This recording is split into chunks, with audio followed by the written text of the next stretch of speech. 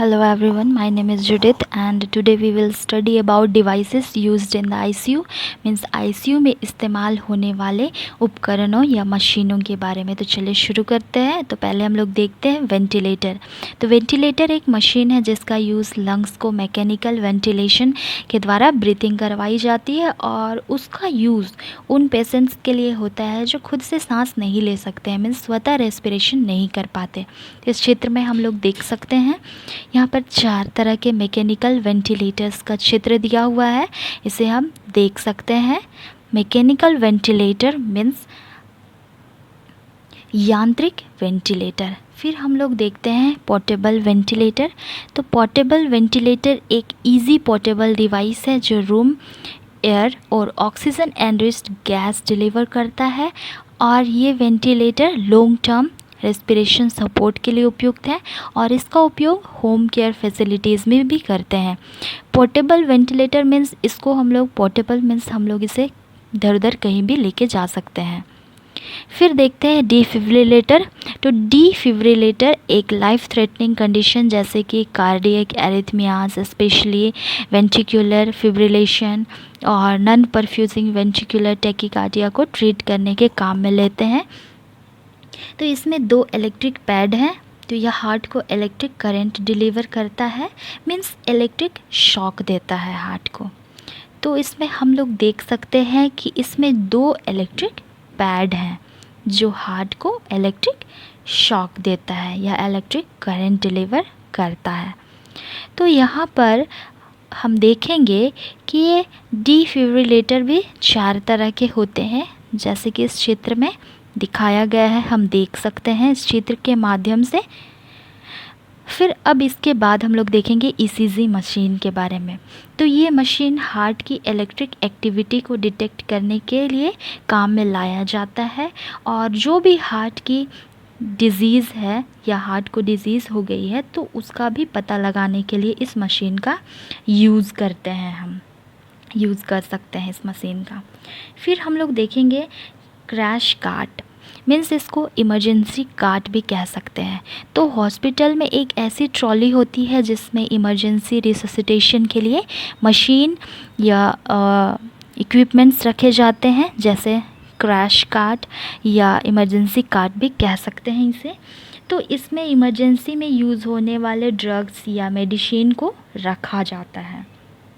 इसके बाद हम लोग देखेंगे डायलिसिस मशीन। तो डायलिसिस मशीन का यूज़ है रेनल फेल्योर। रेनल मीन्स वृक्कीय मीन्स गुर्दे फेल्योर और रेनल डिसफंक्शन वाले पेशेंट के ब्लड को फिल्टर करने व ब्लड में उपस्थित वेस्ट प्रोडक्ट्स एवं एक्सेस वाटर को रिमूव करने के काम में लाते हैं। तो डायलिसिस मशीन यहाँ पर 3 तरह के क्षेत्र दिए हुए हैं। ये है डायलिसिस मशीन, हम देख सकते हैं ये 4 तरह के डायलिसिस मशीन है। इस मशीन में हम देख सकते हैं कि ये कैसे दिखता है। इसके बाद हम लोग देखेंगे एनेस्थेसिया मशीन। तो एनेस्थेसिया मशीन, इसका यूज़ एनेस्थेसिया को इंड्यूस मीन्स प्रेरित करने व मेंटेन करने के काम में लेते हैं। तो इस मशीन द्वारा इन्हेलेशन एनेस्थेटिक एजेंट को मेडिकल फ्रेश गैस फ्लो से मिक्स करके दिया जाता है। इनहेलेशनल एनेस्थेटिक एजेंट को मेडिकल फ्रेश गैस फ्लो से मिक्स करके इसमें दिया जाता है। इसके बाद हम लोग देखेंगे बेड साइड पल्स ऑक्सीमीटर। इसको हम लोग नेलर पल्स ऑक्सीमीटर भी कहते हैं। तो इसका यूज़ है detection of pulse and oxygen saturation of patient, मतलब इसका उपयोग पेशेंट की पल्स और ऑक्सीजन की परिपूर्णता को डिटेक्ट करने के लिए की जाती है। फिर हम लोग देखेंगे इन्फ्यूज़न पंप। तो इन्फ्यूज़न पंप या सर्कुलेटरी सिस्टम में फ्लूइड, मेडिकेशन और न्यूट्रिएंट एडमिनिस्ट्रेशन के लिए काम में लेते हैं। मीन्स ये सर्कुलर सिस्टम में फ्लूइड, मेडिकेशन और न्यूट्रिशन एडमिनिस्टर करने के लिए इसको यूज़ करते हैं। इस चित्र में हम लोग देख सकते हैं कि यह कैसे दिखता है। सर्कुलेटरी सिस्टम मीन्स परिसंचरण तंत्र या रक्त व तंत्र। इसके बाद हम लोग देखेंगे सिरिंज पंप। तो इसका यूज़ पेशेंट में स्मॉल अमाउंट में मेडिकेशन एवं फ्लूइड देने के काम में लेते हैं। तो इसमें 50 ml की सिरिंज लगाई जाती है। जैसे नोर एड्रेनलिन इंजेक्शन है तो वो इसके द्वारा दी जाती है। तो इसमें मेनली 50 ml की सिरिंज लगाई जाती है। इसके बाद अब हम लोग देखेंगे कलर डॉपलर मशीन। तो कलर डॉपलर एक ऐसी तकनीक या टेक्निक है जिसके द्वारा ब्लड वेसल्स में ब्लड फ्लो की स्पीड और डायरेक्शन का पता लगा सकते हैं। जैसे कि ब्लड का फ्लो का स्पीड कितना है और उसका डायरेक्शन क्या है, उसका पता लगा सकते हैं हम लोग इस मशीन के द्वारा, कलर डॉपलर मशीन। इसके बाद हम लोग देखेंगे AIBP, इसका फुल फॉर्म है इंट्रा ऑर्टिक बलून पंप। तो यह एक मैकेनिकल डिवाइस है जो मायोकार्डियल ऑक्सीजन परफ्यूज़न को बढ़ाता है और आफ्टरलोड को कम करके इनडायरेक्टली कार्डियक आउटपुट को बढ़ाता है। इसमें एक पॉलीयूरेथेन बलून पाया जाता है। इस मशीन में हम लोग देख सकते हैं, इस मशीन को देख सकते हैं कि IABP intra aortic balloon machine pump जिसे कह सकते हैं कैसे दिखता है। इसके बाद हम लोग देखेंगे ABG means आर्टियल blood gas analysis machine.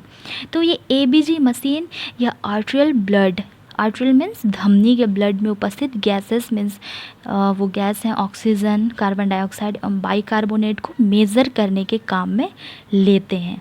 तो ऑक्सीजन, कार्बन डाइऑक्साइड और बाइकार्बोनेट को मेज़र करने के काम में लाया जाने वाला मशीन है। इसके बाद DVT पंप, इसको लेग कंप्रेशन डिवाइस भी कह सकते हैं।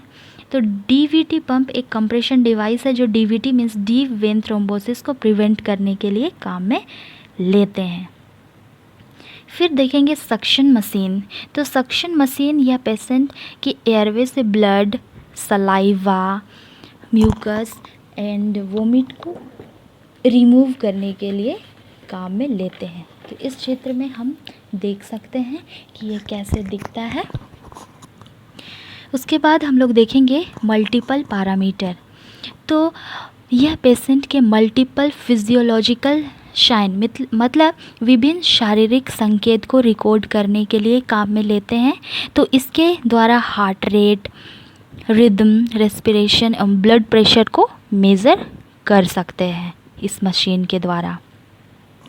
उसके बाद हम लोग देखते हैं सेंट्रल मॉनिटर। तो सेंट्रल मॉनिटर जो है, इसमें कई पेशेंट के मॉनिटर सिस्टम को एक सेंट्रल मॉनिटर सिस्टम से जोड़कर पेशेंट्स के हेल्थ स्टेटस पर ध्यान रखा जाता है। जैसे कि इस चित्र में दिखाया गया है कि 2 सेंट्रल मॉनिटर हैं और उसको कनेक्ट किया गया है बहुत सारे मॉनिटर के साथ। जो पेशेंट्स का मॉनिटर है उसको एक सेंटर मॉनिटर से जोड़ा गया है और वहाँ पर नर्स या फिर GDA बैठ के सारे पेशेंट्स के मॉनिटर को ध्यान रखते हैं, देखते हैं इसके द्वारा कि कैसे वर्क कर रहा है। उसके बाद हम लोग देखते हैं बाईपैप मतलब by level positive airway pressure. तो इसका यूज़ कंसिस्टेंट ब्रीथिंग पैटर्न बनाए रखने के लिए किया जाता है और इसका यूज़ किया जाता है स्लीप एपनिया और COPD पेशेंट्स में। जैसे कि स्लीप एपनिया के बारे में हम लोग जानेंगे। मीन्स यह एक ऐसी बीमारी है जिसमें पीड़ित व्यक्ति की सांस उस समय कुछ देर के लिए रुक जाती है जब वह सो रहा होता है और इस दौरान उसके शरीर को पूरी ऑक्सीजन नहीं मिल पाती है और सांस टूटने से उनकी आंखें खुल जाती है और उठते ही वह तेज़ी से हाँफने लगता है। इसके बाद हम लोग देखेंगे पोर्टेबल एक्सरे मशीन। तो इस एक्सरे मशीन को आसानी से इधर उधर लेके जाया जा सकता है। फिर हम लोग देखेंगे एक्सरे व्यूवर लेड। तो इसमें लेड की बैक साइड में वाइट लाइट की मदद से एक्सरे फिल्म को क्लियरली देखने के लिए इसका उपयोग किया जाता है। फिर हम लोग देखेंगे स्टेथोस्कोप।